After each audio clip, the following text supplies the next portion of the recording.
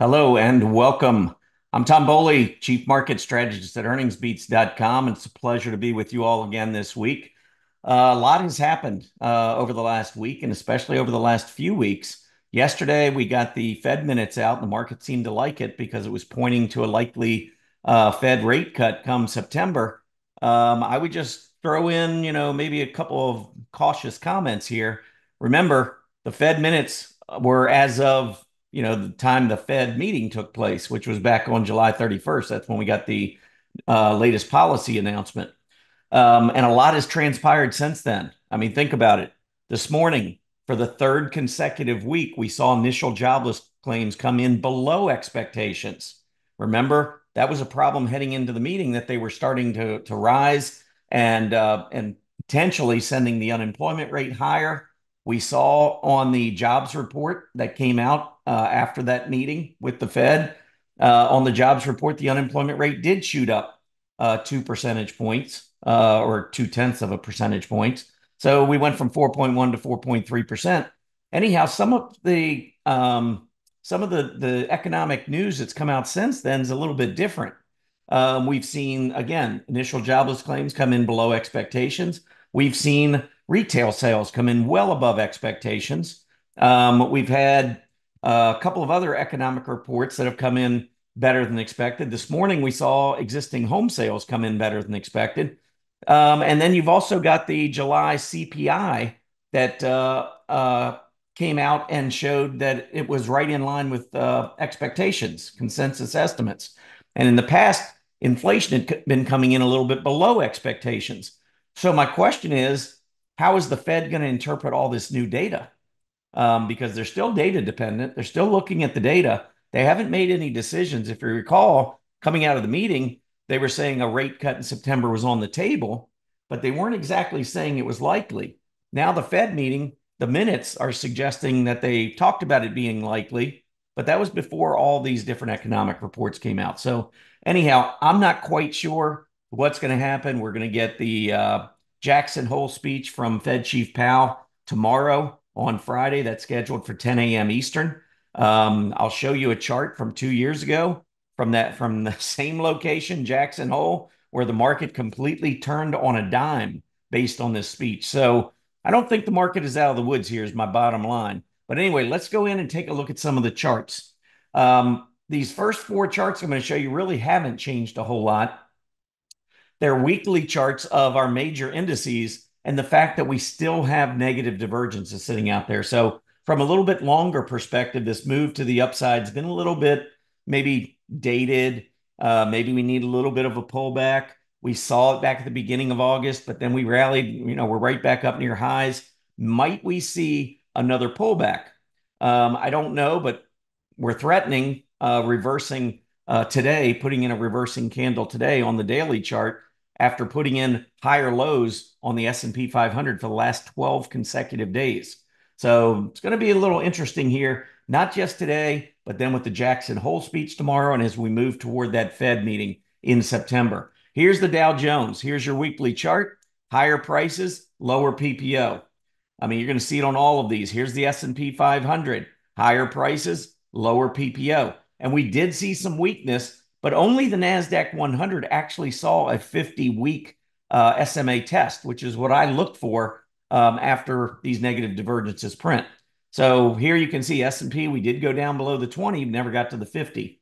We move on, take a look at the Nasdaq 100. Here's that push to the upside. Here are the lower PPO readings. Now on this one on August 5th, when we gapped down, we got very close. Maybe not quite to the 50-period moving average, but pretty darn close. And we've got key price support that dates back to the April low, and then the prior tops that we saw back at the end of 2021. And so that should act as support as we go further down the road. And I don't think we're going to see a break of those support levels, but I don't necessarily think all of the weakness that we saw quickly, at the end of July, second half of July, early into August, I'm not sure that that was all we're going to get. I don't think we go much lower than that August 5th low, but I do think we could go back down and threaten it again before October. So anyway, just kind of keep all of that in mind.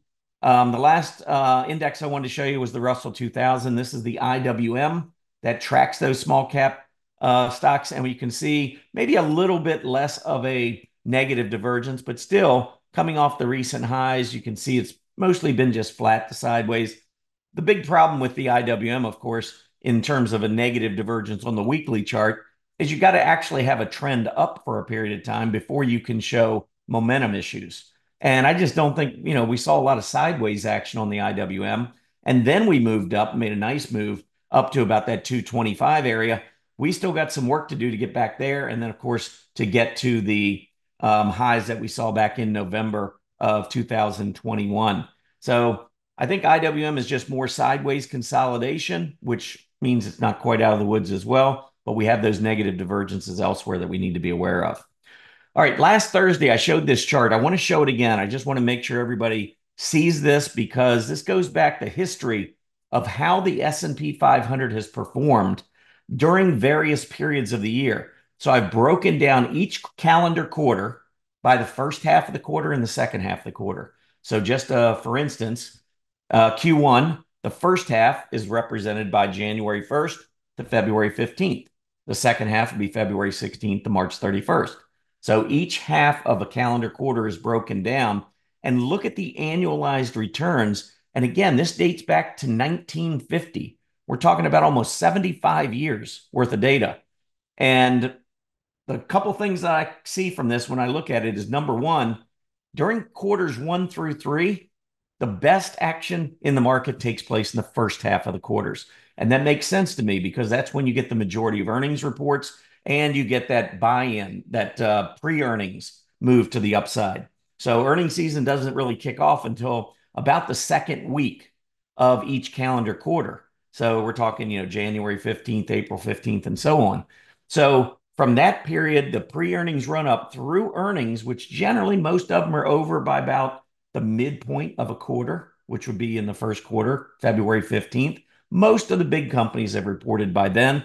And that's, I think, when we start to see a little bit more profit taking and not as much strength in the market. These numbers prove it. First half of the first quarter is almost triple the second half of the first quarter. The first half of the second quarter is about 6 times, more than 6 times the performance during the second half of the second quarter.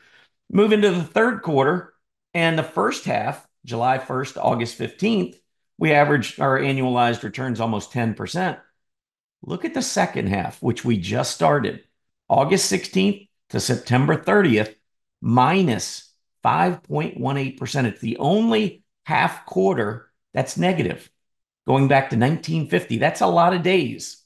So this is the time that historically we just want to be cautious anyhow. Forget about the fact that we don't know what the Fed's going to do and the uncertainty there, inflation, interest rates, the presidential election coming up. That adds to the volatility and potential weakness. We've seen that in the past. So I just want you to be aware that this period that we're in right now, just generally you want to be cautious.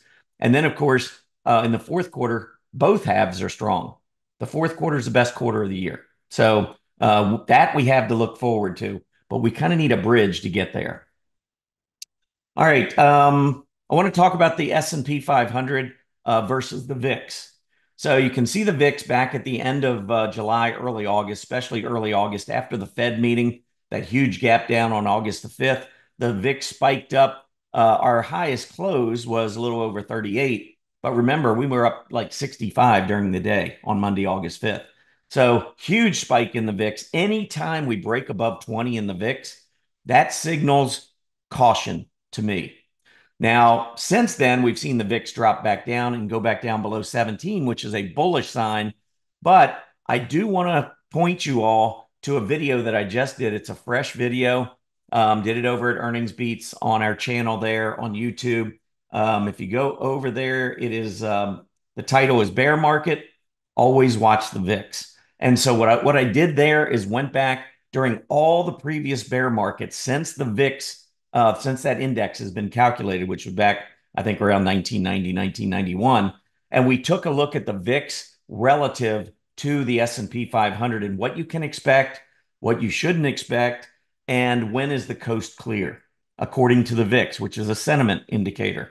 Anyhow, if you have 20 minutes, I think you want to go back and check that out. I think it's eye-opening, and it's just another indicator that we can be watching here over the next, I don't know, 4, 5, 6, 7, 8 weeks, as we work our way through the rest of August, September, and then into the early part of October, when we typically see market bottoms. So anyway, check that out.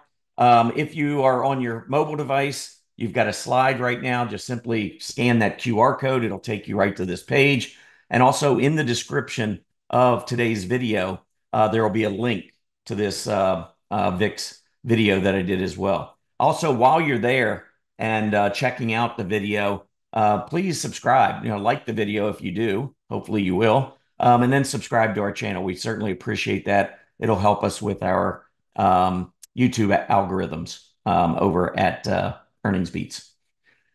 All right, so let's move on. Let's talk a little bit about what's coming up. So tomorrow we've got the Powell Jackson Hole speech. That's the Jackson Hole Economic Symposium that is done every year toward the end of August. And the only public comments, or only public wisdom that we get from this meeting is Powell's speech, which is held on the Friday. I think this symposium goes until Saturday, but he's going to have a public speech starting at 10 a.m. on Friday. And I just circled what happened back in 2022. Remember, if you've been following me, back in mid-June, I made a big call. I said the market bottom was in. And then we turned up. S&P 500 gained 700 points in 2 months. Looked like the bottom was in. We pulled back, started to turn back up again, and then the Powell speech hit. That's when he said more pain ahead. Remember that? Anyway, after that, we saw the market take another tumble. If there's one thing that Powell's been consistent about, is that sometimes doesn't always, his Fed hasn't always been as transparent as some prior Feds. And so, last, meeting, he was talking about the possibility of a rate cut, that it was on the table. Then the minutes come out and say that the rate cut is likely. So I don't know which one is. I think being on the table versus likely is a little different. And the Fed meetings minutes come from the same meeting. So I'm not sure which one is really the most accurate. But we know that Powell can kind of change things a little bit.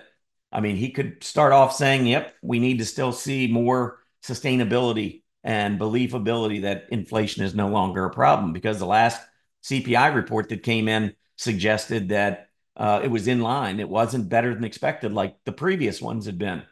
So I don't know what what Powell's going to say with this meeting, but just a word of caution. I don't think this market's out of the woods. I have been steadfastly bullish in the long term. I absolutely believe later in Q4 or into 2025, we're going to be seeing all-time highs.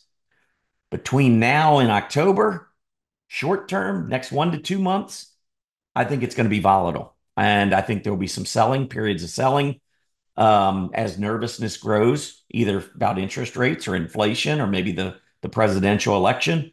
And when those uncertainties build, that's when the market typically sells off. We'll get the VIX rising again. But anyway, that's going to be what we have to look forward to, unfortunately. I hope I'm wrong. I hope the market takes off and we have this beautiful rally from now into year end. But that's not typically the way it goes, and I still see some problems on the horizon. All right, let's take a look at a couple of industry groups that I find very interesting right now. First of all, biotechs. I've been talking about this group for a while. If you look at this 5-year weekly chart, we are right up against major resistance. So while a lot of the market was enjoying, especially technology, was enjoying that move to the upside after the 2022 bear market, really we haven't seen a whole lot of that type of action in biotechs. We have not broken out above the high before that cyclical bear market. The other major indices have, well, outside of small caps. So on a relative basis, you can see, we've been going down on a relative basis, but the relative downtrend line from the last year and a half has actually been broken. And if we get a breakout above 3,100 and also can get another new high in terms of relative strength versus the S&P 500, then I think we've got something potentially bullish on this biotech chart. This could be an area that helps lead the market down the road. So watch the biotechs. The other group, of course, semiconductors. I can't possibly have a serious conversation about where the market's going without talking about what might happen on this chart. So we had that straight move down, culminated with the big gap down on April 5th. Big gap down across the board, across all our major indices, but you can see a huge drop here in the semiconductor group. We got close, not all the way to the April low, but we got close to it, then printed that hollow candle, and we have been moving back up since. You can see that the relative strength has come back up, but has not been able to get back above the push that we had up in looks like maybe the third week of July. So we've got this relative resistance line that I've drawn in here. I'd like to see the semiconductors make that breakout above that level. And then also we've made our way all the way back into this gap resistance zone, which is about a little over 19,000 up to about 20,000. Today or this week, we got as high as 19,407. But it looks like this daily chart that you're seeing right here after this uptrend, potentially we could be seeing a bearish engulfing candle, which, as you probably know, is a reversing candle. So be careful with the semiconductors. If we keep rolling over, and Lord knows I don't know what the Fed's going to say tomorrow morning at 10 a.m., but if Chief Powell says something the market doesn't like, this could be the pivot area on the market. We could roll back over. Maybe it comes out as very dovish. And if that's the case, maybe we can get through this gap resistance level. But I think tomorrow is going to be a key to watch to see how the market reacts. All right, I want to go through and show you some RRGs real quick. On this first chart, what I have is the relative strength of all of our aggressive groups. So technology, discretionary, communication services, industrials, and financials, along with two key defensive areas, healthcare and consumer staples. So all 7 of these are plotted relative to the S&P 500. If you're on the right side of this vertical line, it means that you've got solid relative strength. If you are left of it, obviously, then your relative strength is lacking. If you're below the horizontal line, then your momentum is lacking. And if you're above, your momentum is strong. So what you really shoot for is this upper right quadrant, which gives you strong momentum and also strong relative strength. So what I've done here is I've plotted the S&P 500 where it was on July 16th at the market top before we had the rollover. That was also a little bit after we had that June CPI report come out that was so dovish. CPI was almost flat that month, core CPI, whereas I think the market was expecting for 0.2% rise. So right in here, we got the top. This is where everything stood.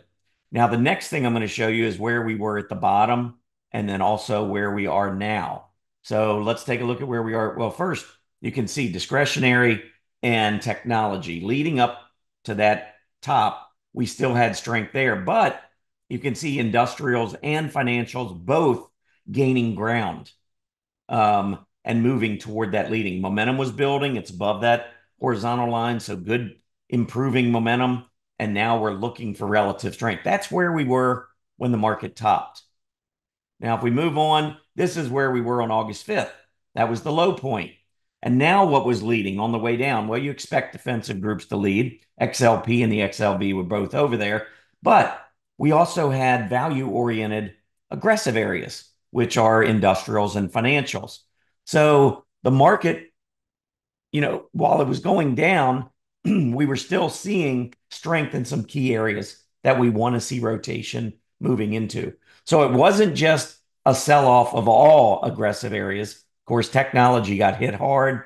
Discretionary got hit hard. But you can see communication services starting to strengthen into that weakness.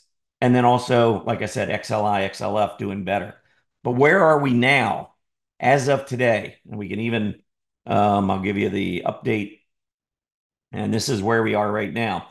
Right now, as we move up, we've got technology trying to move over onto the right side of that vertical line. Not quite there. So we're building momentum. We've been improving relative strength, but we don't have good relative strength yet. We've got to get through this line and move back to the other side.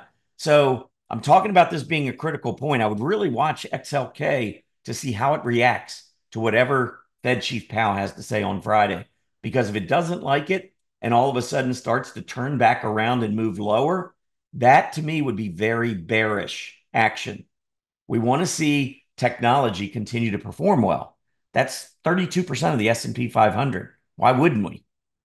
So watch technology tomorrow with this speech. Let's see what Wall Street does in terms of rotation. Meanwhile, right now, we can see all these other groups losing ground, losing strength. Is it just temporary? Do we see the money rotate back into those groups and away from technology tomorrow? That's going to be a sign I'm watching. All right, last two RRG charts I want to show you. Number one, this is just looking at large cap versus a smaller cap. So again, if we look here at the high where we were on July 16th, look at the small caps. They were really beginning to explode as soon as that report came out. So this is July 11th, right? Whoops, let me see if I can get to July 11th. There we go. So this was the IWM on July 11th, the day before the CPI report came out. And I want you to focus, I'm just going to highlight the IWM so that you can see what happens over the next couple of weeks. Look at what the IWM is doing.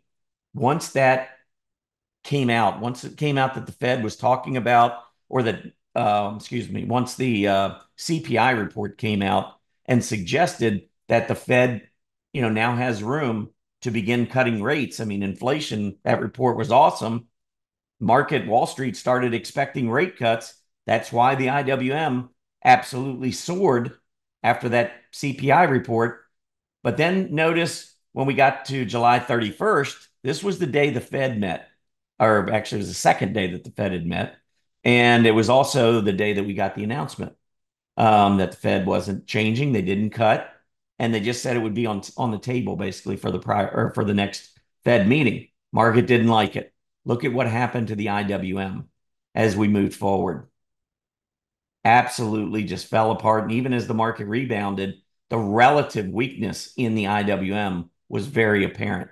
I mean, we went from way over here on the leading to all the way back way over here lagging. So this is what can happen when the Fed doesn't exactly do what the market is looking for. So what's the Fed going to say tomorrow? Is the Fed going to say that, hey, yeah, we're looking at rate cuts and it maybe could be, we're just trying to look to see how much to cut, something like that. And I would expect the IWM to turn right back around and lead again. But again, we have to wait and see. Then the last thing here, this is an hourly chart. I was just going to run you through the hourly chart. This is last 3 weeks on an hourly chart. So you can see the diamonds pulling up and leading there. You can see, and this is relative to the S&P 500. So here come the small caps. This was on August 6th on an hourly basis. And then you can see it turns right back around. Can't get into the leading. And then the IWM does have a pretty decent move through the third week of August. And now you can see as we move toward the recent high, the IWM moved back into the lagging. And again, this is hourly, so we're seeing a lot of changes much more frequently. But where are we right now we got IWM and mid caps leading.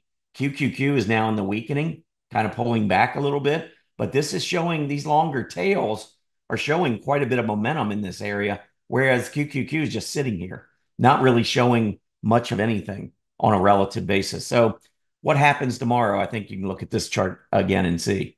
All right, I'm going to give you 4 individual charts. We're going to wrap this up. Netflix, by the way, all-time high close was $691 and change until the last couple of days. And we get an update here. Right now we're at $694. Maybe just kind of treading water, but we did go through 700 for the first time in its history. And again, closed above the 691 level for the first time in its history. So watch Netflix. Costco trying to make another breakout. That up near 900, that's where we've seen resistance. I would continue to watch that level. Also note higher prices, lower weekly PPO. So negative divergence. If the market does pull back, I think a stock like Costco could see some selling over the next couple months. So just be aware of these negative divergences. Same thing with Nvidia. We've had the higher prices, lower PPO. And the big thing with Nvidia is before I do another one of these shows, they're going to be reporting earnings. That'll happen next Wednesday after the bell. So we'll be able to talk about that then. Maybe it makes its way up to 140, could get a big breakout. What if maybe they talk a little bit of a slowdown or something, or maybe things aren't going to be quite as, growth isn't going to be quite as high. That could send us back down toward the recent lows again. So going to be a very interesting earnings report out next week, next Wednesday. Last one is Zoom. Earnings report came out here last night after the bell, and you can see traders are loving Zoom today, breaking this downtrend line. One of the strongest days of the year. You can see the volume already up over 13 million shares, approaching 14 million shares. And at the time of this recording, it's not even halfway through the trading day. So it could turn out that this is the biggest volume day of the year for Zoom as it breaks the downtrend line. The bigger area of resistance, price resistance, in my view, is $75. So I like Zoom to get up to 75, and then we'll see what happens from there. But remember, this was almost a $500 stock a few years ago. So wanted to point out Zoom and the breakout there. Anyhow, that's it for me. I appreciate everybody tuning in. Obviously, we got a lot of stuff still to look ahead. I want to pull up quickly ways that you can reach us at EarningsBeats, the way you can follow me. Here on the slide that you're seeing, you can use that QR code. Again, scan your mobile device, and it'll take you to a landing page where you can find ways to follow us. Certainly would appreciate you doing so. And so that's where we stand. I mean, we've got the Fed again in the limelight tomorrow at 10 a.m. Eastern. Then we've got the Fed meeting coming up. We've got more data to come in terms of inflation. We got another jobs report coming up at the beginning of September. Still a lot of data that the Fed has to sift through to decide which way they want to go. Do they want to stabilize prices, continue to focus on inflation, or do they want to start to try and improve the economy and maximize employment because employment numbers have been going the wrong way? That's what we have to look forward to. Have a great rest of your week, everyone, and I'll see you next week. Happy trading.